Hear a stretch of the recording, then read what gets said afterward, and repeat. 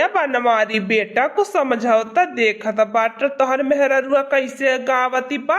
हमसे यह कुल बुढ़ौतिया में करवाई, अपन साया कचरवाई, साड़ी कचरवाई।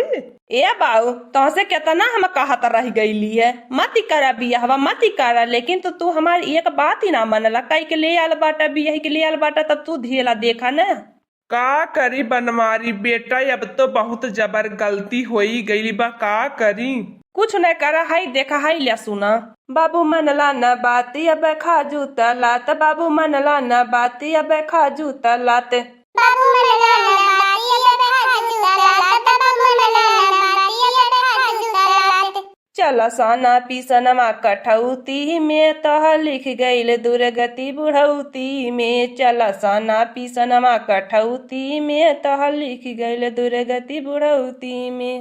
चला साना पीसनमा कठौती में तह लिख गईल दुर्गति बुढ़ौती में, चला साना पीसनमा कठौती में तह लिख गईल दुर्गति बुढ़ौती में। ए बाबू हमार बात नहीं मनला लइके भोगा झेला हमें काओ।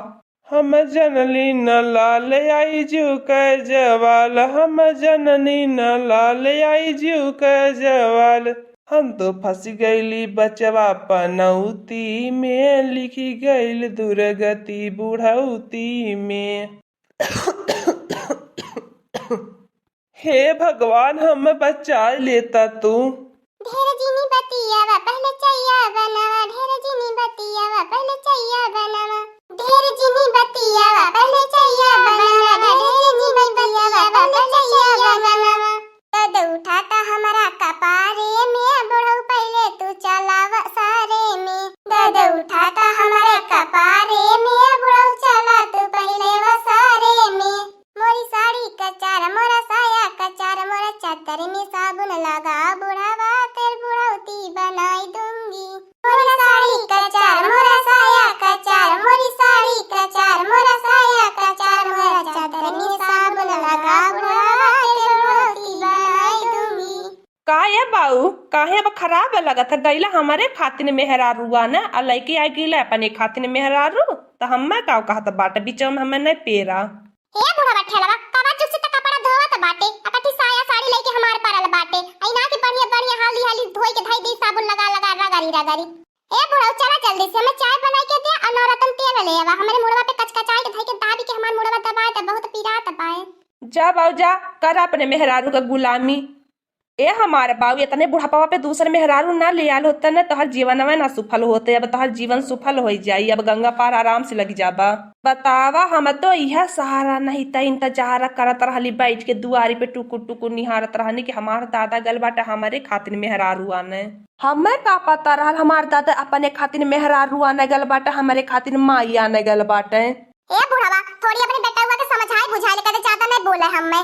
यह बुढ़वा हमें अपने झांसा में तना बढ़िया से फंसा ले गेल, फेसबुक पे वो बढ़िया बढ़िया फोटो अपन डलले रहले लवंडा फेल ए करे आगे रहने। चला कौनो बात नहीं तनिक त बाय बुढ़वा खाना बना के दे, हमार देह मुड़ करी, हमार कपड़ा लत्ता का चारी। को बनवारी तू तो हमसे बियाह करबा तोहार दादा के दिन के मेहमान बाटे मर जाई है त तू ही हमसे बियाह कैली है। ए बच्चा बनमारी कैले मोटकी से तू ही बियावा, हम नाई है मोटकी के लेके झेली पाईबे। ए देख ला बूढ़ा तू जवन को करत बाटा अपन मेहरारू हम देबा, हम तो ना यह मटकी भैंसी से बियाह करबे। हमें अपने खातिर कौनो पातर छीतर हीरोइन खोज के लिए आए कि मोटकी भैंसिया से बियाह करब, जन हमार माई समानी बा, जब तो से बियाह हो गल तो हमार मैया समानी बा।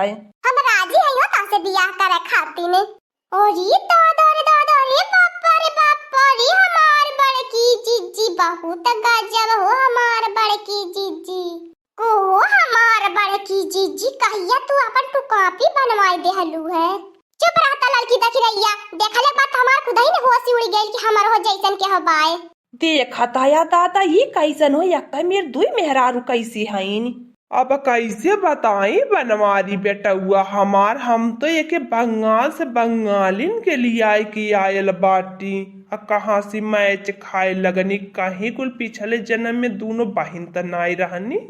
कुहू हमार बड़की जीजी तहार दोनों जने जोड़ुआ बहन है का कुंभ के मेला में हेराई गयल लहला बिछड़ी गयल लहला वही में आज मिलत बाटा। हे लड़की दखिनैया कहत बाटी मौसी लोगन ढेर मत बोला, हम अपने माई दादा के एकलौती बिटिया बाटी। दिए खिला हो हमार बड़े की जिज्जी देखती बाटू एकदम अखिया नेकुरा मुहा होठवा कपड़वा तोहर जोड़वा बनवैया तोहरे मिल एकदम से हमार बड़े की जिज्जी एकदम से। हे लड़की दखिनैया पड़िया के गाय मन से निकाल देता, या गांव में खाली हमार हुकुम है, हमार हुकुम खाली चलाला। अब तो हमार बड़े की जिज्जी दोनों जनत में चीन्हे में बहुत हम दखिनो जिज्जी की मेहनत लगावे के परी। कुहू हमार बड़े की जिज्जी कैसे जान पाई तू ही हमार बड़े की जिज्जी हऊ। हाँ हो हमार बड़े की जिज्जी कुछ तोहसे कहे के रहते हमसे कही देबे, हमसे कुछ कहे के रही तोहसे कही देबे। ए बुढ़ाऊ जाने ई के तू ले आए के आल बाटा अपने घरा, अब बड़े की जिज्जी मेरे काहे खोज के ले आयल बाटा एकदम से। ए बच्चा लोगन ई तो हम बंगाल से लिया बंगालिन के, ये हम दूसर बियाह कैली है। और ये दादा रे दादा अरे बापा रे मैया रे मैया कवन जुग जमाना आई गल बाया कदम से तना लुज बुढ़ावे बियाह शादी करत बाटे। देखत हाउ हो दखिन हो जिज्जी हाउ देखा हमें के मर्दन से जेठ है बाटे बाड़ू जाने, अब बुढ़ावा बाड़ू जन के बियाह है के तन को चिंता फिक्री ना करत बाए। का करबा ललका दखी न हो ई जन बुढ़ाऊ बाटा हमार दादा जन बाटा का करे लाज के मारे जब के पूछला त कहन हमरे बेटउआ के मेहरारू बा, के उसे ना बताऊ त हमार मेहरारू बा। ए हमार बहिनी दीदी काहे गुस्सा करती बाटू, हम तोहरे हम सकल का बाटी में हमार कवन दोष बा। आज हम बहुत खुश बाटी है, देखा हम दीदी पाई गनी है बुढ़ाऊ। ए दीदी है देखा तोहर जीजा देखा कपड़ा धोवत बाटे। हे लड़की दखिनैया कहीं दे चुप होई जाए नहीं कि अब्बा ने यही पटक के ना पर जुड़कवा को खा लेबे। ए देख ले हमारे बुढ़ावा ससुर के कहती बा हमार जीजा बाटे, अब बुढ़ावा हमें बियाह के लिए आया बा हमार दीदी त का कही। हे मेहरारू है ई हमने का बड़की जिज्जी बाटे आ तोहार कैसन दीदी उदी कहिया के चिन्ह परिचय पाए, हमारे दीदी के छीनी मत हमने से। जा रानी मोरी हमारे बड़े की जिज्जी तू पाईबू हो, हमार बड़े की जिज्जी तनी समझदार या तनी चालाक होशियार मेहरारू तोहरे जैसे बेवकूफ मुंह रख मेहरारू नहीं बाटे हमार बड़े की जिज्जी। तोहरे रानी मोरी तना ना फरियायल 100 साल के बूढ़ावा से बियाह कई के आइल बाटू अजीजा दीदी बनल बगल दोबारा आइल बाटू। ए बच्चा लोगन ललका दखी न ए मटकी मती बोला कुलिन हमारे मेहरारुआ के काहे कुलिन तंग करत बाटा बेचारी के। देखा रे ललकी दखिनैया तो नहन देखी ले हमार दादा जन बाटे न खाने में कहिए ये बाबू तोहार मेहरारू बा, खाने में कहिए हमारे मेहरारू बा, ई बाप बा। का करबा बाड़ू जाने जब तोहरे घर का पूरा नियम है वैसे बात है ना अपने उम्र का लाज लिहाज कइनन त का करबा।